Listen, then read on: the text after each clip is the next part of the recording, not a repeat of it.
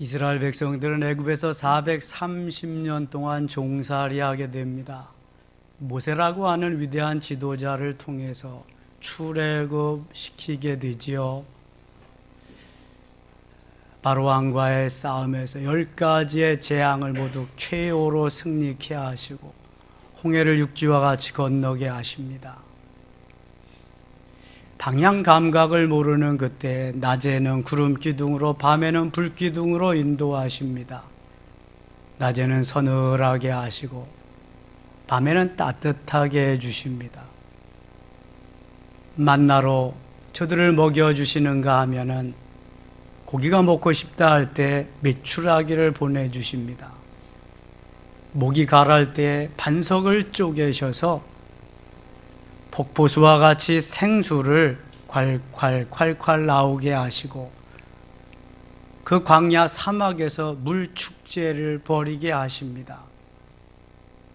모든 것이 하나님의 은혜였습니다. 주님의 손길이 안 닿는 곳이 없었습니다. 이럴 때 생각나는 찬양이 있지요. 지나온 모든 세월들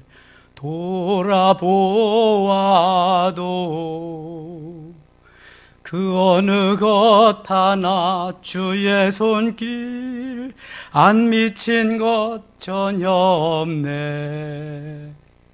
지나온 모든 세월들 뒤돌아보니 모두 다 하나님의 은혜였습니다. 주님의 손길 안 미친 곳이 없었습니다. 이스라엘 백성들만 그렇습니까? 우리들도 지난 10개월을 돌아보니 모두가 은혜였습니다. 하나님의 손길이었습니다. 그래서 여기까지 와 있었고 이 시간 하나님 앞에 예배 드릴 수 있게 된 것입니다. 우리의 좋으신 하나님, 오늘 본문은 출애굽 과정에서 최초로 아말렉과의 전쟁을 치르는 장면입니다. 애굽의 바로왕과의 길고 긴 싸움에서 승리합니다. 그리고 광야 생활 40년의 생활을 접어드는데 제일 먼저 맞닥뜨린 싸움해야 할 대상이 아말렉입니다. 아말렉. 자, 오늘 본문 8절 말씀을 같이 한번 읽겠습니다. 그때 아말렉이 와서 이스라엘과 르비딤에서 싸우니라. 아멘. 아말렉은 창세기 36장 12절에 보면은 에서의 손자입니다. 에서의 손자의 후손이 부족을 이루고 국가를 이룬 것이 아말렉입니다. 저들은 싸움을 좋아하는 호전적인 부족이라서 시내 반도에 근거지를 두고 주로 그쪽에서 생활을 합니다. 르비딤이라고 하는 곳은 원기 회복이라고 하는 의미가 있는데요. 이 광야 사막 지역에 종려나무가 서고 거기에 물이 흐르는, 물이 고여있는 오아시스 지역이 바로 르비딤이라는 곳입니다. 시내 반도에서 가장 가까운 곳에 위치하고 있습니다. 그래서 많은 나라들이 이 르비딤을 자기의 진영으로 삼으려고 싸움이 치열했던 곳입니다. 광야나 사막에서 나무가 있고 쉴 그늘이 있고 물이 있어서 마실 곳이 있다면 이보다 더 좋은 곳이 없지요. 그래서 르비딤은 늘 분쟁 지역이었습니다. 본문 9절 말씀을 같이 읽어요. 모세가 여호수아에게 이르되 우리를 위하여 사람들을 택하여 나가서 아말렉과 싸우라. 내일 내가 하나님의 지팡이를 손에 잡고 산 꼭대기에 서리라. 아멘. 너무 촉박하고 긴박한 이 시간에 모세가 말합니다. 모세의 부관 여호수아에게 너는 나가서 싸워라. 나는 싸움보다 더 중요한 싸움을 싸움되게 하고 승리하기 위해서 저 산 꼭대기에 올라가서 기도하리라. 뭐 하리라? 기도하리라. 지금 전쟁이 벌어져서 싸움해야 됩니다. 병사 하나가 중요한 때이지요. 그러나 그 싸움을 싸움되게 하고 승리로 이끌기 위해서는 하나님의 도우심이 절실히 필요합니다. 그래서 모세는 싸움에 직접 나가기보다는 영적인 전쟁을 하면서 하나님 앞에 기도하기로 작정합니다. 대신 싸움은 부관인 여호수아에게 맡깁니다. 저 종살이하기에 노예로서 익숙했던 이스라엘 백성들, 430년 동안이나 그렇게 살았던 백성들 중에서 패배의식에 젖어 있고 원망과 불평에 젖어 있던 저희들 중에서, 훈련도 되지 않은 그들 중에서 군인을 선발해서 싸운다는 것이 쉽지 않습니다. 거의 오합지졸이지요. 그러니 더욱더 하나님 앞에 맡기고 하나님이 싸움을 주도적으로 하실 수 있도록 모세는 기도하겠다고 하는 것입니다. 너희들은 나가서 싸워라. 나는 하나님이 내게 주신 지팡이를 손에 잡고 나가서 기도하리라. 모세의 손에는 지팡이가 들려 있었습니다. 그 지팡이는 하나님이 모세에게 쥐어주고 때로는 뱀이 되기도 하고 10가지 재앙을 승리케 한 지팡이기도 합니다. 그 지팡이는 반석을 쳐서 물을 내게도 했습니다. 그러나 지팡이에게 능력이 있는 것은 아닙니다. 하나님이 모세에게 들려주신 지팡이를 사용하셨을 뿐, 그리고 모세를 사용하셨을 뿐이지 이 일을 하신 분은 누구다? 하나님이신 줄 믿습니다. 하나님이 모세를 고용하셔서 모세를 사용하셨던 것입니다. 그 하나님은 오늘도 우리를 고용하셔서 여러 부분, 여러 파트, 여러 곳에 주님의 일을 감당하게 하십니다. 그래서 하나님 나라가 이 땅에 이루어지며 우리가 거기에 쓰임을 받는 도구가 되는 것입니다. 여기에 모세가 들림받아 쓰임받았고요, 지팡이가 쓰임받게 되었던 것입니다. 따라서 모세는 그 지팡이를 잡은 손을 들어서 하나님의 능력을 간절히 구하게 됩니다. 지금까지 역사하신 하나님, 지팡이를 사용해서 놀라운 주의 일을 이루신 하나님, 다시 한번 이루시옵소서 하면서 기도했던 것입니다. 이제 본문 10절, 11절 똑같이 읽겠습니다. 모세와 아론과 훌은 산꼭대기에 올라가서 모세가 손을 들면 이스라엘이 이기고 손을 내리면 아말렉이 이기더니. 아멘. 여기 지금 모세의 말대로 여호수아는 나가서 싸움을 담당하고 모세는 산에 올라가서 지팡이를 들고 기도하게 됩니다. 그런데 모세를 따라서 모세의 좌우편에 모세를 수종드는 모세의 최측근이 있었는데 아론과 훌입니다.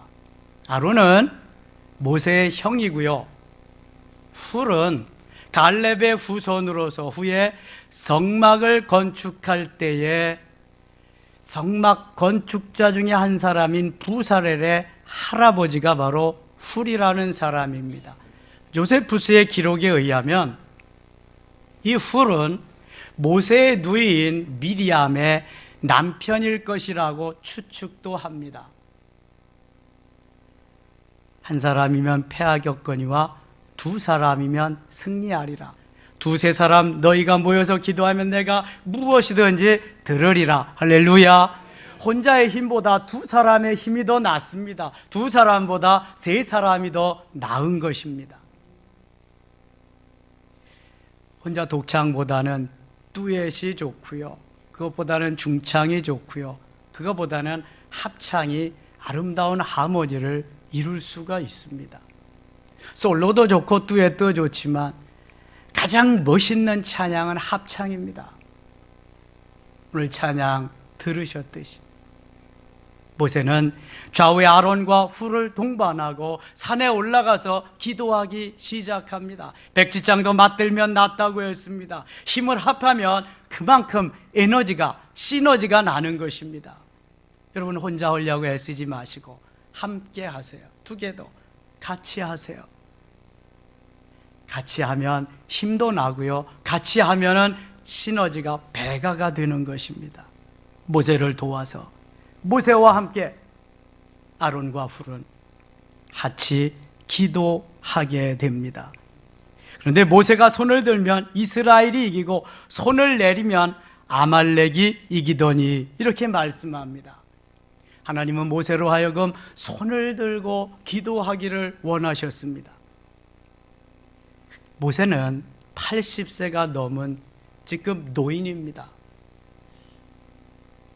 인간은 육체는 한계가 있습니다. 서 있는데도 한계가 있고요. 손을 들고 있는 것도 한계가 있습니다. 물론 하나님이 도우시지요.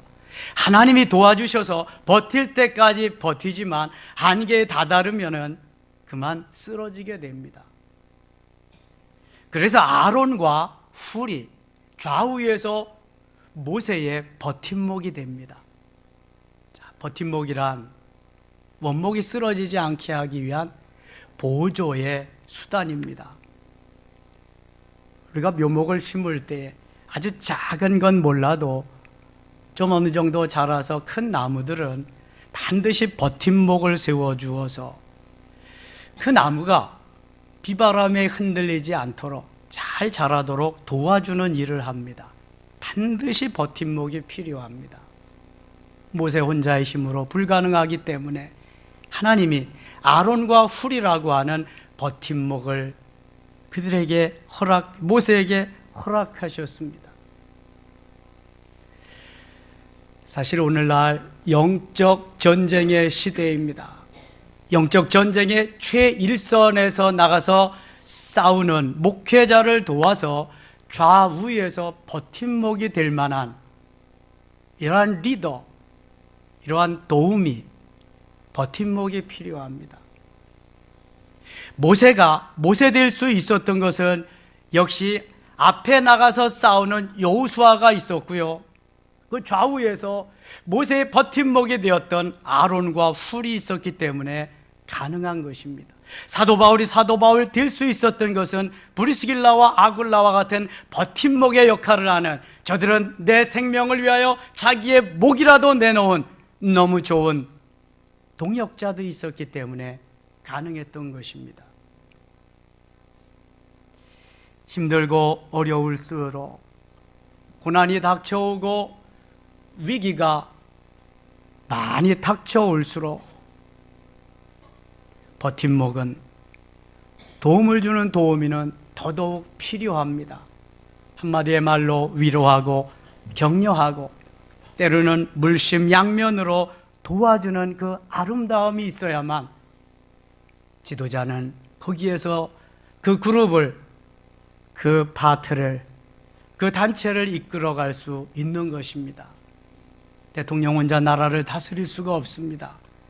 그래서 대통령은 총리를 세우고 3부 요인을 세우고 5부 요인을 세우고 장차관을 세우고 파트별로 나란 일을 맡기는 것입니다. 제일 중요한 일들만 결정하면서 방향만 제시해 주는 것이 대통령입니다.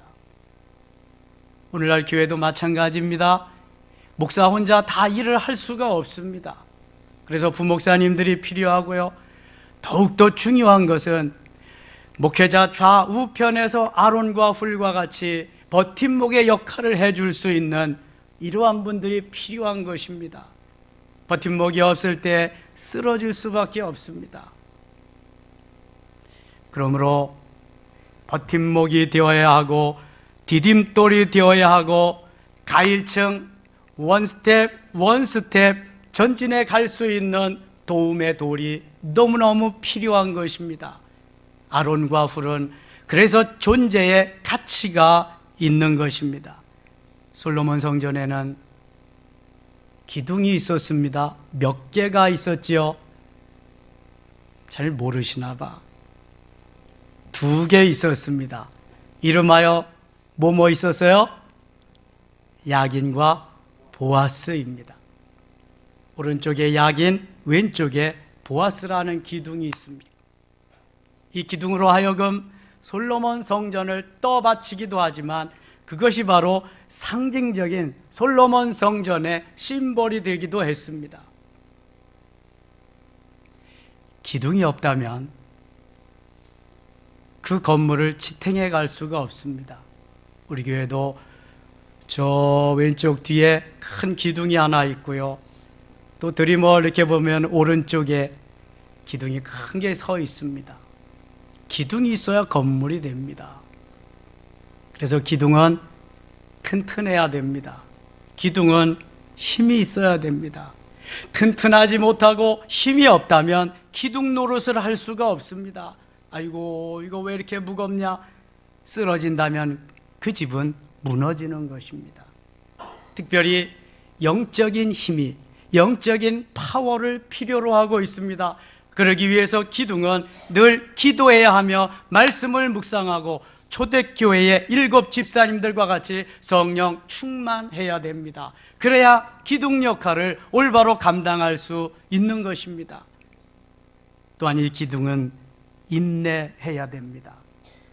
기둥이 힘들다고 어렵다고, 나는 이제 좀 더 쉬겠다고, 나는 이제 이 일을 내려놓겠다고 이래서는 기둥이 아닙니다. 한 번 기둥은 영원한 기둥입니다. 한 번 그 집을 바치고 있다면 영원히 바치고 있어야지, 힘들다고 뽑아갈 수도 없고 뽑힐 수도 있고 포기할 수도 없는 것입니다. 기둥은 인내해야 됩니다.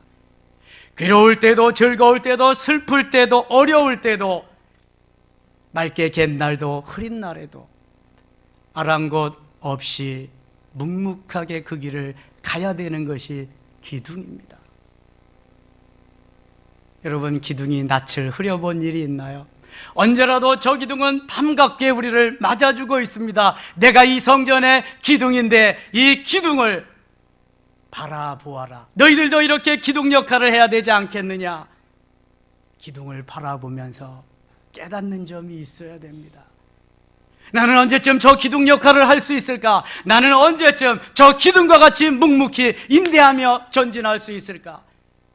괴로울 때도, 힘들 때도, 고난과 역경이, 환난과 역경이 닥쳐올 때도, 내 마음에 들지 않을 때에도 나는 달 때만 삼키고 쓰면 뱉는 것이 아니라 언제라도 단 거, 쓴 거, 신 거 모든 것을 소화하고 삼킬 수 있을 정도로 언제쯤 인내하며 그렇게 될 수 있을까? 이게 기둥입니다. 그래서 이 기둥은요, 희생해야 됩니다. 힘이 있고 그 다음에 인내해야 되지만, 희생하지 아니하면, 희생을 전제하러 하지 아니하면 기둥 역할을 할 수가 없습니다. 기둥은 힘이 들어도 힘들다고 말을 못합니다. 기둥은 다리가 아파도 다리가 아프다고 말을 못합니다. 기둥은 아파도 병들었어도 병들었다고 말을 못합니다. 왜요? 그러면 다른 것들이 다 힘을 잃기 때문에, 그리하면 그 집은 곧 무너지기 때문입니다. 이것이 기둥입니다. 그래서 기둥은 오늘도 희생하며 나의 길을 오직 주님만 바라보고 가야 하는 것입니다. 나는 가리라, 주의 길을 가리라, 주님 발자취 따라. 나는 가리라, 나는 가리라, 주의 길을 가리라, 주님 발자취 따라. 나는 가리라. 할렐루야. 바로 기둥은 이런 것입니다. 가야 하는 것입니다. 마이웨이가 아니라 주님의 길을 가는 것입니다. 힘들고 어려워도, 낙심하고 절망해도 기둥은 그러면 안 됩니다. 희생이란 내 좋은 것을 주 앞에 드릴 수 있고, 내 좋은 것을 건물을 위해서 드릴 수 있고, 모든 것을 다 드려도 전혀 아깝지 않을 만큼 이 길을 가는 것이 희생입니다. 의만 따져서, 나의 한 일만을 위해서 따져서 가는 것은 희생이 아닙니다. 그래서 오순절 사건을 경험해야 되고요. 이 사건을 경험한 자들이 희생하며 나의 모든 삶을 주 앞에 맡기고 가는 삶이 기둥의 삶입니다. 잊지 마세요. 이런 사람이 지도자입니다. 잊지 마십시오. 이런 사람이 리더입니다. 이런 각오가 없다면 기둥의 역할을 할 수가 없습니다. 이런 각오가 되지 않는다면 장로 되면 안 됩니다. 정말입니다. 교회 건축하는 거 이상으로 중요하다고 했습니다. 우리 교회는 30년 역사상 처음으로 장로 3분을 선출하게 됩니다. 몇 시간 남지 않았습니다. 역사적인 순간입니다. 어떤 분이 기둥 같은 일꾼으로 선출되느냐에 따라서 우리 교회 앞날은 달라질 것입니다. 과연 버팀목이 될 것이냐, 디딤돌이 될 것이냐, 아니면 걸림돌이 될 것이냐, 여기에 따라서 달라질 것입니다. 우리는 그동안 기도해 왔습니다. 오랫동안 기도해 왔습니다.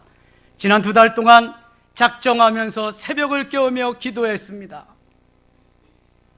우리가 보기에는 도토리 키재기 같고 다 그만하지만 하나님은 이미 예비해 놓으셨을 것입니다. 누가 적임자인지를. 여기에 아론과 훌과 같은 사람이 있을 것이며, 여기에 브리스길라와 아굴라 같은 사람이 있을 것이며, 여기에 바로 다니엘과 하나냐, 미사엘, 아사레와 같은 사람이 있을 겁니다. 여기에 바로 죽으면 죽으리단 에스더와 같은 사람이 있을 것입니다. 남녀 구분 없습니다. 누구든지 기둥 역할을 할 사람, 하나님이 예비해 놓으신 그 사람이 선출될 것입니다. 7 집사가 선출되듯이. 사랑하는 섬김의 가족 여러분, 어떤 분을 선출하시렵니까? 이미 마음에 정하신 분들이 계시지요. 다시 한번 기도해 봅시다. 아론과 훌과 같은 사람을 선출합시다. 브리스길라와 아굴라와 같은 분을 선출합시다. 스테반 집사님과 같은, 기회가 주어진다면 순교의 자리까지도 갈 수 있는 그런 분을 선출합시다. 하나님이 진정 기뻐하시는, 내가 아닌 우리가 아닌 하나님의 영광을 위해서 진정 달려갈 수 있는 그러한 분들을 선출합시다. 우리는 조만식 장로님을 많이 기억하고 그런 장로님이 되기를 소원합니다. 또 기도하고 있습니다. 그런 장로님 없을까요? 영락교회 최창근 장로님이 계셨듯이 그러한 장로님 없을까요? 지난주에 예화로 들었던 전북 김제 금산교회 조덕삼 장로님 같이 멋있는 인격자는 없을까요? 멋있는 분들을 찾아봅시다. 기도하면서 선출합시다. 그리고 우리 교회가 멋있게 아름답게 하나님 보시기에 너무너무 멋진 초대교회와 같은 아름다운 교회를 만들어 가실 수 있기를 축원합니다. 우리 섬김의 교회는 기쁨과 소망과 감사와 감격이 넘치는 오늘을 맞이할 것입니다. 좋은 일에는 사탄이 틈타기 마련입니다. 한 사람도 시험에 들지 아니하고 사단의 세력을 물리치면서 오늘도 예수 이름으로 승리하며 주의 이름을 높이십시다. 하나님의 영광이 가득한 아름다운 분위기 속에서 처음부터 마지막까지 공동회의를 마치며 시작하며 마치며 멋있는 일꾼들이 선출되는 그러한 날 되기를 원합니다. 우리 모두 아론과 훌과 같은 사람이 됩시다. 아론과 훌과 같이 목회자 좌우에서 버팀목이 되고 그 다음에 디딤돌이 되며 하나님이 영광을 받으시는, 하나님을 기쁘시게 해드리며 하나님의 마음을 감동시키며 하나님의 마음을 시원케 해드리는 우리 모든 섬김의 가족들 되실 수 있기를 주의 이름으로 축원합니다. 옆에 분들하고 인사합시다. 아론과 훌이 됩시다. 아론과 훌과 같은 사람이 됩시다. 우리 모두 아론과 훌과 같은 사람 되어서 하나님의 영광을 드러내는 멋진 그리스도인 되기를 축원합니다. 아버지 하나님 고맙습니다. 오늘 우리 교회 역사상 30년 만에 놀라운 이정표를 세우는 날입니다. 하나님, 그동안 우리의 기도를 들으셨지요. 우리의 마음을 아시지요. 주님 도우시고 은혜로 역사하시고 인도하여 주시옵소서. 아론과 훌과 같은 멋있는 분들이 선출되어서 우리 섬김의 교회가 가일층 도약할 수 있는 기회가 되게 하여 주시옵소서. 예수님 이름으로 기도드리옵나이다. 아멘.